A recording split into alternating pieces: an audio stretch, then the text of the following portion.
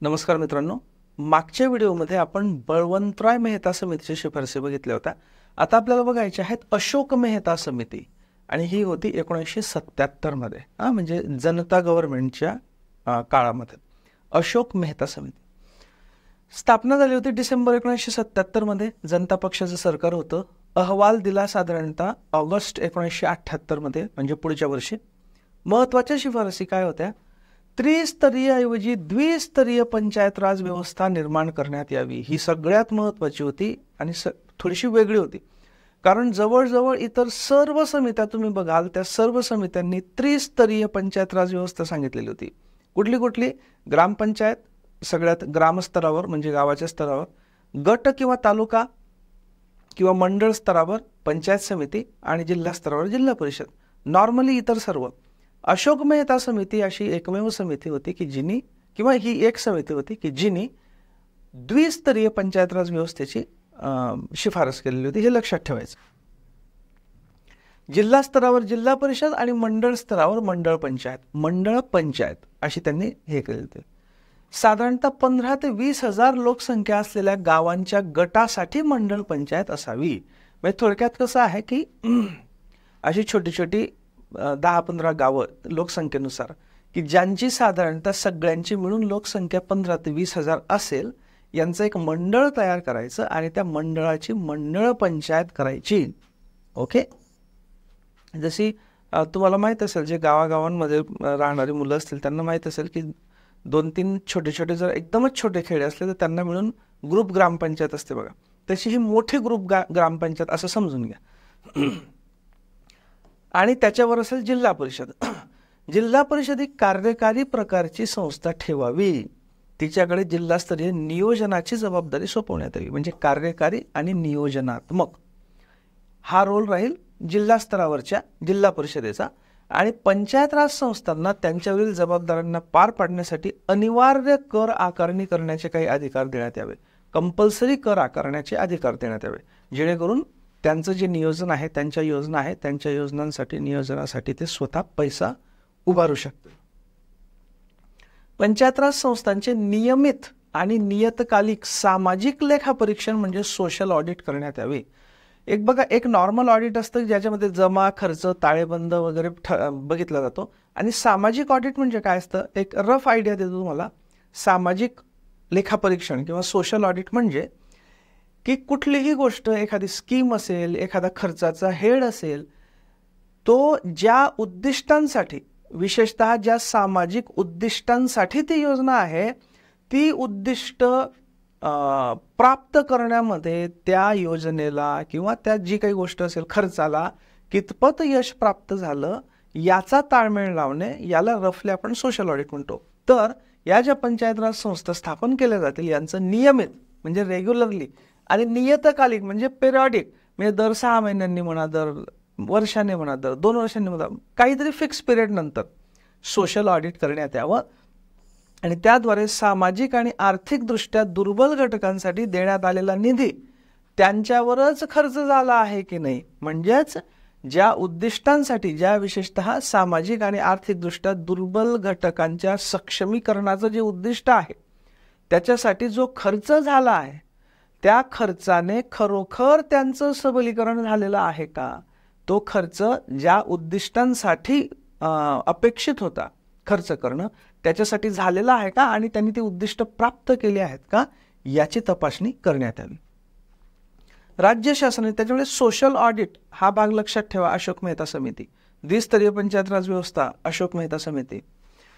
राज्य शासनाने पंचायत राज संस्थांना बरखास्त करून त्याच्यावर आपला अंमल लादू नये, आणि बरखास्तीची फारच गरज निर्माण झाली तर 6 महिन्यांच्या आत निवडणुका घ्याव्यात. आता आपण बघा मित्रांनो की ही राजीव गांधींचं हे फार मोठं कॉन्ट्रीब्युशन आहे की ज्यांनी त्यांच्या काळामध्ये हे पंचायत राज संस्थांना घटनात्मक दर्जा दिला. अन्यथा अशी एक वेळ होती की जिथे ग्रामपंचायत, पंचायत समिती, जिल्हा परिषदेच्या निवडणुकाच व्हायच्या नाहीत, बरखास्त केले जायचे. बरखास्त करून कधी निवडणुका होतील याचा भरोसा नसायचा. आज किमान आपल्याला गॅरंटी असते की निवडणुका होतील. निवडणुका नाही झालं तर त्याला आव्हान देता येतं. ओके, कारण हे सगळे घटनात्मक आहेत या बाबी आता, आणि आपण त्याच्यात पार्टिसिपेट करू शकतो.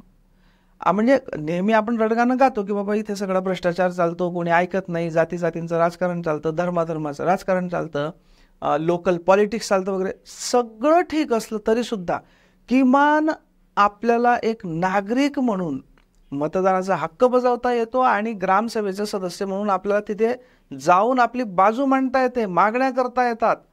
ग्रामपंचायतीला, पंचायत समितीला, जिल्हा परिषदेला अकाउंटेबल ठरवता येतं, जबाबदार ठरवता येते. फार मोठी गोष्ट आहे, लक्षात घ्या. म्हणजे एक्झाम्पल सांगतो मी तुम्हाला की मी माझं मतदान पूर्वी जळगाव जिल्ह्यातल्या अमळनेरला होतं, पण आमचं गाव मारवड आहे, अमळनेर तालुक्यातलं. मी मारवडला माझं वोटिंग शिफ्ट करून घेतलं. आजही माझं जे हे आहे, माझा जो बूथ आहे तो मारवडच्या प्राथमिक शाळेमध्ये आहे, याच्याकरता की तिथे मी ग्रामसभेचा सदस्य झालो. त्यामुळे, आणि ग्रामसभेचे सदस्य मी जरी नेहमी जाऊ शकत नसलो तरी जाऊन आपल्याला पाहिजे तसे ठराव पास करून घेणे, प्रश्न विचारणे, व्यवस्थित खर्च होतोय की नाही बघणे, आपल्या मागण्या मांडणे, या गोष्टी आपल्याला करता येतात. हा आपला घटनात्मक हक्क आहे. ही फार महत्त्वाची गोष्ट आहे. ओके, सो अशोक मेहता समितीने काय म्हटलं की पंचायत राज संस्थांना उठसूट विनाकारण बरखास्त करू नये राज्य शासनांनी, आणि जरी काही अनिवार्य कारणासाठी बरखास्त करावाच लागलं तर 6 महिन्यांच्या आत निवडणुका घ्याव्यात. असं बरखास्त केलं आणि मग निवडणुकाच घेतल्या नाहीत, असं करू नये. विकासात्मक पंचायती आणि न्यायविषयक न्यायपंचायती यांना परस्परांपासून वेगळे ठेवण्यात यायचे. विकासात्मक पंचायती म्हणजेच हे बेसिकली मंडळ पंचायत, जिल्हा परिषद हे, आणि न्यायपंचायत म्हणजे ज्युडिशियल, बेसिकली न्यायाशी संबंधित, खटल्यांशी संबंधित. या दोघांना वेगळं ठेवण्यात यावे. एकालाच दोघा रोल देऊ नयेत, कारण दोघांचे रोल म्हणजे दोघांची कामं वेगवेगळी आहेत, फील्ड वेगवेगळं आहे. सो या दोन्ही परस्परांपासून वेगळ्या ठेवण्यात याव्यात. आणि न्यायपंचायतींचे अध्यक्ष हे पात्र न्यायाधीश असावेत. म्हणजे ते इकडचे जे निवडून आलेले लोक आहेत, मंडळ पंचायत, जिल्हा परिषद वगैरे, त्यांनाच न्यायपंचायतीशी संबंधित त्यांना जोडू नये, त्यांनाच हे करू नये. त्याउलट न्यायपंचायती या वेगळ्या ठेवाव्यात, आणि त्याच्यावर अध्यक्ष म्हणून जी काही पात्रता ठरवेल सरकार त्या कायद्याने, त्या पात्रता असलेले न्यायाधीश दर्जाचे किंवा ज्युडिशियरीमधले अधिकारी तिथे नेमावेत. सध्या राज्य शासनाच्या अखत्यारीत असलेली अनेक विकास कामे जिल्हा परिषदांकडे हस्तांतरित करून त्यासंबंधीचे कर्मचारी देखील जिल्हा परिषदेच्या नियंत्रण आणि पर्यवेक्षणाकडे हस्तांतरित करावेत. म्हणजे राज्य शासन जे ग्रामीण विकासाच्या योजना राबवत असतील त्याच्यातल्या बहुतांश योजना राज्य शासनाने स्वतःनं इम्प्लिमेंट करता जिल्हा परिषदांकडे पास कराव्यात. आणि मग त्याच्याशी संबंधित कर्मचारी आहेत, कर्मचारी पण जिल्हा परिषदेकडे पाठवून द्यावेत त्यांच्या नियंत्रणाखाली, आणि जिल्हा परिषदांमार्फत त्या योजना जिल्हा परिषदेनेच राबवाव्यात. आणि साहजिक आहे, विचार करा, आता पंचायत राज आहे आपल्याकडे म्हणून आपल्याला हे समजत नाही अशी कल्पना विचार करा की आपल्याला अनेक कामांसाठी आपण बघा जिल्हा परिषद जातो, जिल्हा परिषदेमध्ये जातो. आपल्या इथला जो जिल्हा परिषद सदस्य असतो आपल्या मतदारसंघातला, त्याला आपण जाऊन विचारतो, त्याला आपण मागणी करतो, दादा हे करून द्या, मला ते करून द्या वगैरे वगैरे, विकासात्मक कामाच्या बाबतीत. विचार करा की जेव्हा जिल्हा परिषदेकडे ही कामं जर नसती तर आपल्याला प्रत्येक गोष्टीसाठी मंत्रालयात जावं लागलं असतं, कलेक्टरकडे जावं लागलं असतं, किंवा मंत्रालयामध्ये मंत्र्यांकडे किंवा सचिवांकडे जावं लागलं असतं. कोणी ऐकलं असतं आणि त्यांना कुठे वेळ राहिला असतं इतकं खालच्या लेवलला बघायला. त्याच्यामुळे कितीही त्याच्यातल्या पॉझिटिव्ह निगेटिव्ह असू द्या मित्रांनो, निगेटिव्ह असू द्या, काही असू द्या, हळूहळू गोष्टी सुधारतात. पण आजच्या घडीला किमान आपली विकासात्मक कामं ही आपल्या लेवलला आहेत, आपल्या अखत्यारीत आहेत, आपण त्याच्यावर कंट्रोल करू शकतो, आपण मागणी करू शकतो, अंमलबजावणी करून घेऊ शकतो. हे फार महत्त्वाचं आहे. आणि म्हणून पंचायत राज व्यवस्था अत्यंत महत्त्वाची आहे. आणि त्याच्यामुळे मला राजीव गांधींचा खरोखर फार आदर आहे की एवढी मोठी घटना दुरुस्ती त्यांनी घडवून आणली आणि इम्प्लिमेंट केली. ते आपण बघणारच आहोत. प्रौढ शिक्षणाची जबाबदारी जिल्हा परिषदांकडे द्यावी, मात्र सहकार हा विषय जिल्हा परिषदांकडे देऊ नये. ओके, प्रौढ शिक्षण द्यायचं पण सहकार देऊ नये. ओके, या संस्थांच्या कामकाजावर लक्ष ठेवण्यासाठी राज्य मंत्रिमंडळामध्ये पंचायत राजमंत्री यांची निवडणूक आहे. पंचायत राज मंत्री, ओके, यांच्यावर ओव्हरऑल इम्प्लिमेंटेशनसाठी किंवा कंट्रोल म्हणा, लक्ष ठेवण्यासाठी, नियमनासाठी, मार्गदर्शन करण्यासाठी एक पंचायत राज मिनिस्ट्री तयार करण्यात यावी. एक पंचायत राज मिनिस्टर, मंत्री असावेत. पंचायत राज संस्थांमध्ये अनुसूचित जाती व जमातींसाठी त्यांच्या लोकसंख्येच्या प्रमाणात आरक्षित जागा ठेवण्यात याव्यात. अशोक मेहता समितीची शिफारस. अनुसूचित जाती आणि जमातींसाठी त्यांच्या याच्या लोकसंख्येनुसार, म्हणजे जी पंचायत असेल, समजा जिल्हा परिषद असेल, तर मग त्या जिल्ह्यामध्ये अनुसूचित जातींची लोकसंख्या जितकी असेल त्या प्रमाणात आरक्षित जागा ठेवाव्यात, किंवा अनुसूचित जमातींची जी असेल त्या प्रमाणात आरक्षित जागा ठेवाव्यात. राज्याच्या मुख्य निर्वाचन अधिकाऱ्याने मुख्य निवडणूक आयुक्तांच्या सल्ल्याने पंचायत राज संस्थांच्या निवडणुका घ्याव्यात. वेळोवेळी निवडणुका घ्याव्यात. पंचायत राज निवडणुकांमध्ये राजकीय पक्षांनी सक्रिय सहभाग घ्यावा. बघा, आत्ता तसं बघायला गेलं तर अलीकडे व्हायला लागलं की इतक्या जिल्हा परिषदांवर अमुक पक्षाची सत्ता वगैरे वगैरे, पण अजूनही ग्रामपंचायत, पंचायत समिती, जिल्हा परिषद याच्यात राजकीय पक्षांचे असे पॅनल नॉर्मली नसतात. मोठ्या राजकीय पक्षांचे अगदी खूप मोठ्या महानगरपालिका किंवा खूप मोठ्या जिल्हा परिषदेत सोडून द्या, अदरवाईज नॉर्मली लोकल पॅनल असतात. संबंधित जे मोठे मोठे राजकीय पक्ष असतात यांचे असे पॅनल अजून नसतात. अर्थात बातम्यांमध्ये येतं की इतक्या जिल्हा परिषदांवर अमुक पक्षाचा झेंडा, तितक्या पंचायत समितीवर अमुक पक्षाचा झेंडा, पण ते अगदी हार्ड अँड फास्ट पक्ष नसतात तिथे त्या लेवलला. तर अशोक मेहता समितीने असं सजेस्ट केलं होतं की राजकीय पक्षांनी सुद्धा या निवडणुकांमध्ये सुद्धा सक्रिय सहभाग घ्यावा. अशोक मेहता समितीच्या शिफारसींची अंमलबजावणी. आंध्र प्रदेश, कर्नाटक आणि पश्चिम बंगाल या राज्यांची या शिफारसीनुसार पंचायत राज व्यवस्था सुदृढ करण्यासाठी काही पावलं उचलली. कोणत्यांनी? आंध्र प्रदेश, कर्नाटक, पश्चिम बंगाल. मात्र ही समिती जनता पक्ष सरकारने नेमलेली होती आणि ते सरकार कार्यकाल पूर्ण करण्याच्या आधीच सत्तेतून बाहेर पडलं. त्याच्यामुळे संपूर्ण राष्ट्रीय स्तरावर काही यांची इफेक्टिव्ह अंमलबजावणी होऊ शकली नाही. कारण जनता सरकार फार कमी काळ टिकलं. पुन्हा त्याच्यानंतर इंदिरा गांधी प्रचंड बहुमताने निवडून आल्या आणि त्याच्यामुळे या अशोक मेहता समितीच्या संपूर्ण देशभर अशी इफेक्टिव्ह अंमलबजावणी झाली नाही. ओके. त्याच्यानंतर अजून एक समिती नेमली गेली होती, हनुमंतराव समिती, 1983 मध्ये. पण आपण ही डिटेलमध्ये बघत नाहीत, आपण फक्त ज्या ज्या महत्त्वाच्या समित्या आहेत त्या बघतो आहेत. मात्र हे लक्षात ठेवा, काही वेळा असा प्रश्न येऊ शकतो की खालीलपैकी कोणत्या समित्या पंचायत राजशी संबंधित होत्या किंवा कोणत्या पंचायत राजशी संबंधित नव्हत्या. तर हनुमंतराव समिती होती 1983 ची, ती पंचायत राजच्या संबंधित होती, एवढं फक्त लक्षात ठेवा. पुढची समिती होती GVK राव समिती 1985. ओके, GVK राव समिती 1985. ग्रामीण विकास आणि दारिद्र्य निर्मूलन कार्यक्रमांसाठी प्रशासकीय व्यवस्थेसंबंधी समिती. म्हणजे तसं बघायला तर अगदी हार्ड अँड फास्ट पंचायत राजसाठी अशी म्हणून समिती नव्हती. बघा, आपल्या ज्यावेळी पंचवार्षिक योजना चालू होत्या ना, त्यावेळी दोन फार महत्त्वाची उद्दिष्ट होती पंचवार्षिक योजनांची, ग्रामीण विकास आणि दारिद्र्य निर्मूलन. ओके. सो ग्रामीण विकास आणि दारिद्र्य निर्मूलन कार्यक्रमांसाठी प्रशासकीय व्यवस्था कशी असावी यासंबंधीची ही समिती होती. ओके. आणि नियोजन आयोगाने ही स्थापन केली होती, प्लॅनिंग कमिशन. अध्यक्ष होते GVK राव. अहवाल त्यांनी दिला 1986 मध्ये. 85 मध्ये स्थापन झाली होती, 1986 मध्ये अहवाल दिला. त्यांनी नोंदवलेले महत्त्वाचे निरीक्षण GVK राव समितीने.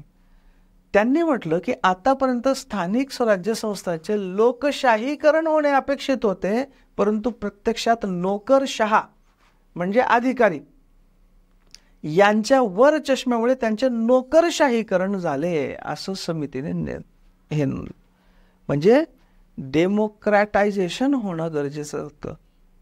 ओके, डेमोक्रॅटायझेशन होतं. त्याच्याऐवजी काय झालं? ब्युरोक्रॅटायझेशन झालं. ब्युरोक्रेसी म्हणजे नोकरशाही. लोकशाहीकरणाऐवजी नोकरशाहीकरण झालं, कारण अधिकाऱ्यांनीच स्वतःचा वरचष्मा तिथे हे केला.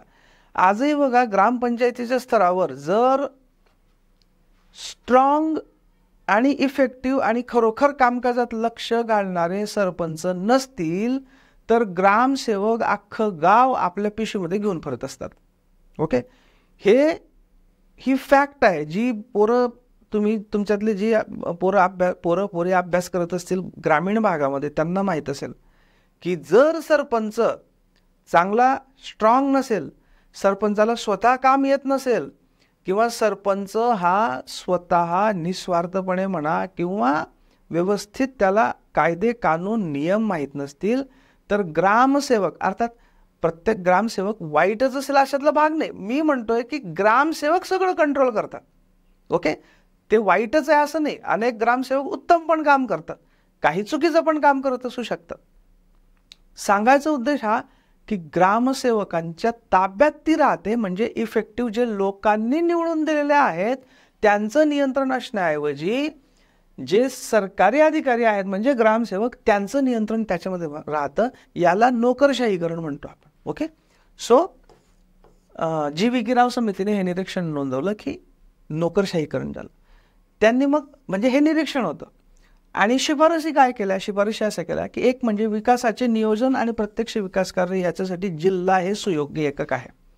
जी.व्ही.के. राव समितीने सांगितलं की एकूण विकास कामांचं प्लॅनिंग करणं, नियोजन करणं आणि त्यांची अंमलबजावणी करणं याच्यासाठी सुयोग्य एरिया हा जिल्हा आहे. म्हणजे ग्रामपंचायत हे खूपच छोटं होतं नियोजनाच्या म्हणजे प्लॅनिंगसाठी. पंचायत समिती पण एवढं सफिशियंटली मोठं नसतं प्लॅनिंग आणि अंमलबजावणीसाठी. जिल्हा हे योग्य एकक आहे की जिल्हा स्तरावर योग्य प्रकारे नियोजन करता येऊ शकतं, त्याची अंमलबजावणी करता येऊ शकतं. आणि म्हणून जिल्हा परिषद ही जिल्हा स्तरावरील सर्व विकास कार्यक्रमांच्या व्यवस्थापनाची प्रमुख आणि मध्यवर्ती संस्था असावी. आणि म्हणून जिल्हा परिषदेला त्यांनी अत्यंत महत्त्वाचं स्थान दिलं की जिल्हा परिषद हे सुयोग्य एकक आहे नियोजनासाठी. आणि म्हणून जिल्हा परिषद ही कशाकशासाठी? जिल्हा स्तरावरील सर्व विकास कार्यक्रमांचं व्यवस्थापन याच्यासाठी प्रमुख संस्था असावी. थोडक्यात जिल्हा परिषदेला मध्यवर्ती महत्व म्हणजे पिव्होटल रोल. पिव्होट म्हणजे काय बघा, एखादा असा आपण गाणा बघितलाय का ज्याला बैल जुंपून तो गाणा गोल गोल गोल गोल फिरतो. तो गोल गोल ज्याच्या अराउंड फिरतो म्हणजे मध्ये तो एक अक्ष असतो आणि त्या अक्षाच्या आजूबाजूला फिरतो, याला पिव्होट म्हणतात. पिव्होट म्हणजे हा अक्ष. ओके, खुंटी ज्याच्या आजूबाजूला सगळं फिरतं ती खुंटी असते, ती मध्यवर्ती असते, तिच्या आजूबाजूला सगळं फिरत असतं, ती मुख्य असते, त्याला पिव्होट म्हणतात.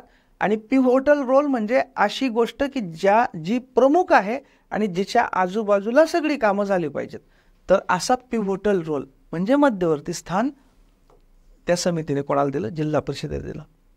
विकासाच्या नियोजनाचे विकेंद्रीकरण करावे आणि राज्याच्या स्तरावर असणारी नियोजनाची कामे जिल्हा स्तरावरील नियोजन यंत्रणेकडे हस्तांतरित करण्यात यावी.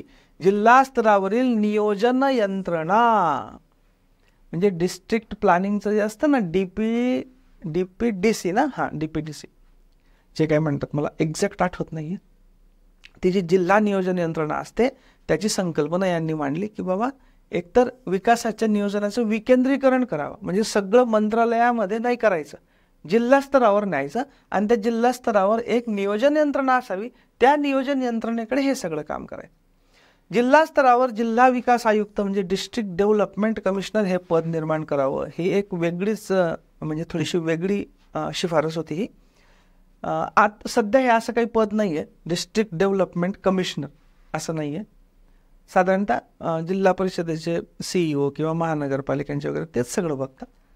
त्यांनी ही शिफारस केली होती की जिल्हा विकास आयुक्त हे नवीन पद निर्माण करण्यात यावं. या पदावरील व्यक्ती जिल्हा परिषदेचे मुख्य कार्यकारी अधिकारी असावे. ओके, जिल्हा परिषदेचे मुख्य कार्यकारी अधिकारी हे डिस्ट्रिक्ट डेव्हलपमेंट कमिशनर असावेत आणि जिल्हा स्तरावरील सर्व विकास विभागांच्या प्रमुख पदांची जबाबदारी देखील त्या व्यक्तीकडे देण्यात यावी. म्हणजे विकासात्मक प्रशासन जे सगळं आहे, डेव्हलपमेंट ॲडमिनिस्ट्रेशन हे सगळं तिथे देण्यात यावं त्यांच्याकडे. आणि पंचायत राज संस्थांच्या निवडणुका नियतकालिकपणे व नियमितपणे घेण्यात यावा. ठीक आहे, हे जनरल ऑब्झर्वेशन होतं, जनरल शिफारस, राईट. त्याच्यानंतर अत्यंत महत्त्वाची समिती की जिथून खऱ्या अर्थाने पंचायत राज संस्थांना घटनात्मक दर्जा दिला पाहिजे, ही शिफारस जिथून सुरू झाली ती म्हणजे LM सिंघवी समिती 1986. दिस इज व्हेरी इम्पॉर्टंट. जून 1986 मध्ये स्थापना झाली. राजीव गांधींचं सरकार होतं त्यावेळी. समितीचं जे मूळ नाव होतं पंचायत राज समिती असं नाव नव्हतं, लोकशाही व विकासासाठी पंचायत राज संस्थांच्या पुनरुज्जीवनासाठी समिती. कशासाठी? लोकशाहीसाठी. लोकशाही खालच्या स्तरापर्यंत जावी, आणि विकासासाठी पंचायत राज संस्थांचं पुनरुज्जीवन करणे याच्यासाठीची ही समिती होती. या समितीने कोणत्या मुख्य शिफारसी केल्या? पहिली आणि सगळ्यात महत्वाची शिफारस म्हणजे पंचायत राज संस्थांना संवैधानिक म्हणजे घटनात्मक दर्जा देण्यात यावा. Very very very very important.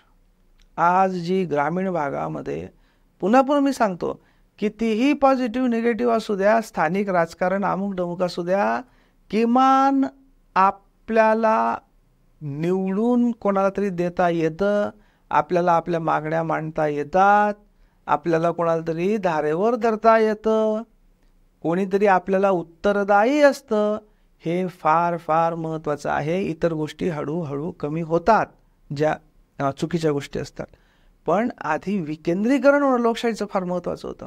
LM Singhvi समितीने काय सांगितलं की हे जे पंचायत राज आहे हे साधे कायदे किंवा राज्य सरकारच्या आपली मर्जीवर ठेवू नका, यांना डायरेक्ट घटनेमध्ये टाका. की घटनेमध्ये टाकलं म्हणजे संवैधानिक दर्जा दिला, म्हणजेच घटनात्मक दर्जा दिला, म्हणजे त्याच्याशी रिलेटेड सगळ्या गोष्टी लोकांना म्हणजे सरकारांना कराव्याच लागतील. दिस वॉज व्हेरी इम्पॉर्टंट. त्यासाठी घटनेत तरतुदी करण्यात याव्यात. कारण पंचायत राज याच्यापूर्वी होतं, पण कुठे होतं? कलम 40 मध्ये होतं. कलम 40 मध्ये काय होतं? मार्गदर्शक तत्व होतं, म्हणजे असं करावं, याचा प्रयत्न करावा.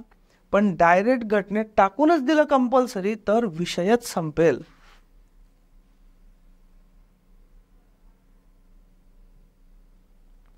राईट. या संस्थांच्या निवडणुका नियमितपणे स्वतंत्र व मुक्त आणि न्याय्य पद्धतीने होण्यासाठी घटनेत तरतुदी करण्यात याव्यात. कारण पूर्वी निवडणुकाच व्हायच्या नाहीत. वाटलं तेव्हा निवडणुका व्हायच्या. 10-10 वर्ष निवडणुका नाही व्हायच्या, 15-15 वर्ष निवडणुका नाही व्हायच्या. काही ठिकाणी व्हायच्या, काही ठिकाणी नाही व्हायच्या. सगळं एकदम म्हणजे मनमर्जीने चालायचं. तर LM सिंघवी समितीने काय सांगितलं की निवडणुका नियमितपणे स्वतंत्र मुक्त न्याय्य पद्धतीने होण्यासाठी घटनेत तशी तरतूद करण्यात यावी.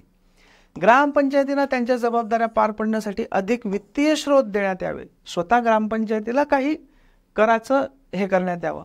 पंचायत राज संस्थांच्या निवडणुका, बरखास्ती, विसर्जन आणि इतर प्रकारच्या तक्रारींच्या निवारणासाठी प्रत्येक राज्यात न्यायाधिकरणे स्थापन करण्यात यावी, म्हणजे ट्रिब्युनल स्थापन करण्यात यावं. की पंचायत राज संस्थांच्या निवडणुकांची संबंधी काही तक्रारी असतील, बरखास्ती संबंधी काही तक्रारी असतील, विसर्जनासंबंधी काही तक्रारी असतील. विसर्जन म्हणजे पंचायत राज संस्थांचं विसर्जन, याच्यासाठी स्पेशल ट्रिब्युनल स्थापन करण्यात यावेत. काही गावांच्या गटासाठी प्रत्येकी एक न्याय पंचायत स्थापन करण्यात यावी. प्रत्येक गावासाठी नाही, काही गावाच्या गटांसाठी एक न्याय पंचायत, म्हणजे कुठली ते भांडण तंटे सोडवण्यासाठी, विकासासाठी नाही. ही न्याय पंचायत वेगळी. ग्रामसभा ही अत्यंत महत्वाची असून त्यात प्रत्यक्ष लोकशाही स्थित आहे हे समितीने प्रतिपादित केले. Very very very very important. की ग्रामसभा जी आहे एक खेड्यामध्ये, ग्रामसभा म्हणजे काय पुढे आपण बघणारच आहोत की एका गावामध्ये एका खेड्यामध्ये जे सर्व पात्र मतदार आहेत ते त्यांचा ग्रामसभेत समावेश होतो. म्हणजे मी माझं जे गाव आहे मारवळ, मी मारवळ गावाच्या ग्रामसभेचा सभासद आहे.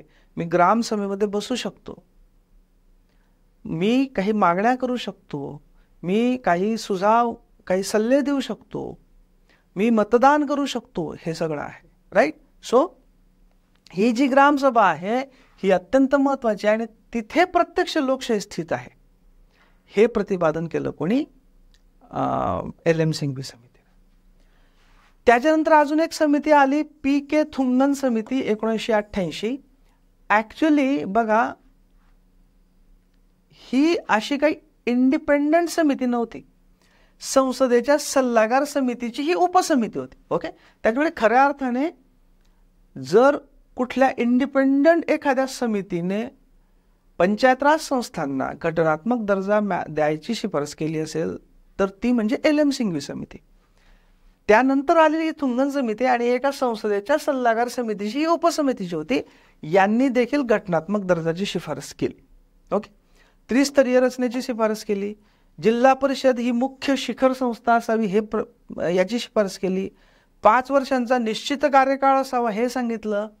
राज्यस्तरावर राज्याच्या नियोजन मंत्र्यांच्या अध्यक्षतेखाली नियोजन व समन्वय समिती असावी आणि जिल्हा परिषदांचे अध्यक्ष हे या नियोजन आणि समन्वय समितीचे सदस्य असावेत, हे पण प्रतिपादित केलं. हे थोडंसं वेगळं प्रतिपादन होतं त्यांचं, हे लक्षात ठेवा की राज्यस्तरावर राज्याच्या नियोजन मंत्र्यांच्या अध्यक्षतेखाली एक पंचायत राज संबंधी नियोजन आणि समन्वय समिती असावी आणि सर्व जिल्हा परिषदांचे अध्यक्ष हे त्याचे मेंबर असावेत.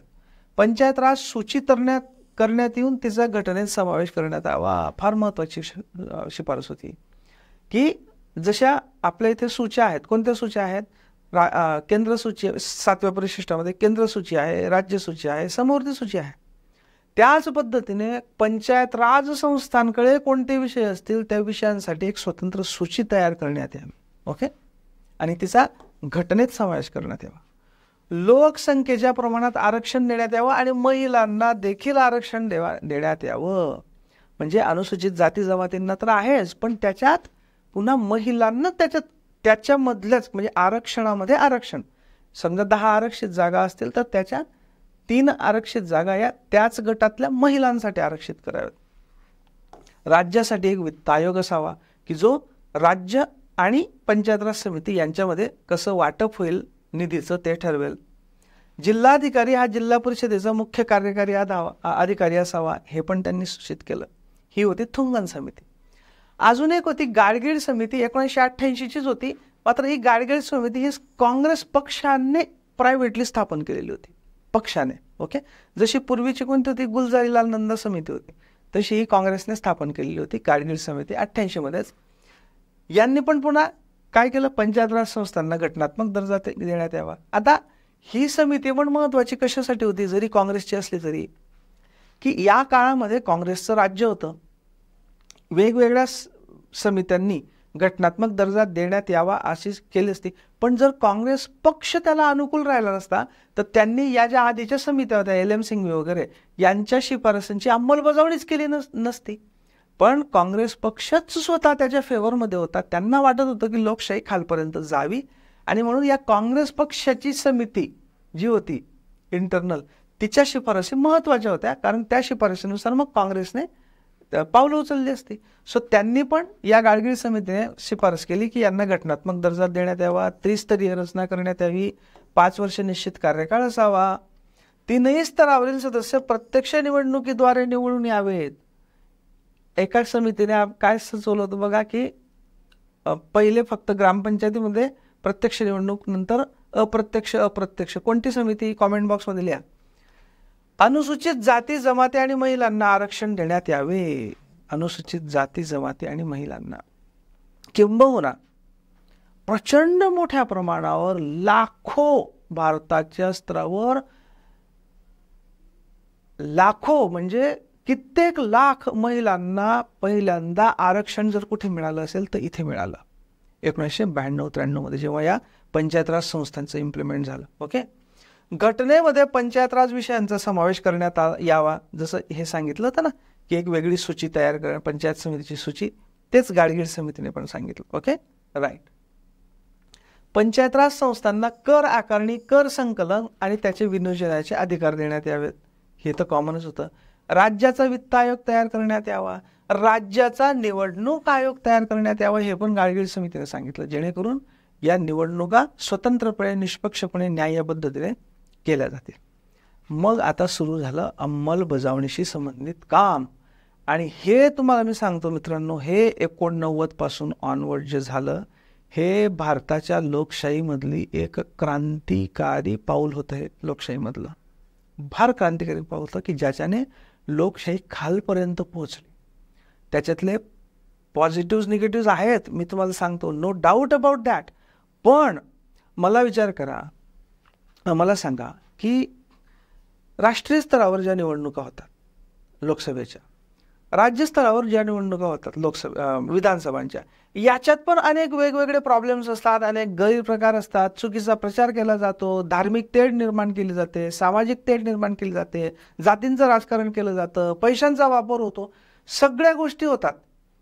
तरीसुद्धा जर मग आपल्याला सांगितलं की चला आपण सगळ्या निवडणुका बंद करू, त्याच्याऐवजी एक चांगला हुकुमशहा केंद्र सरकारच्या इथे ठेवून देऊ आणि एक चांगला हुकुमशहा राज्याच्या स्तरावर ठेवून देऊ, या निवडणुकांमध्ये गैरप्रकार होतात, असं जर कोणी सांगितलं तर आपल्याला ॲक्सेप्टेबल होईल का?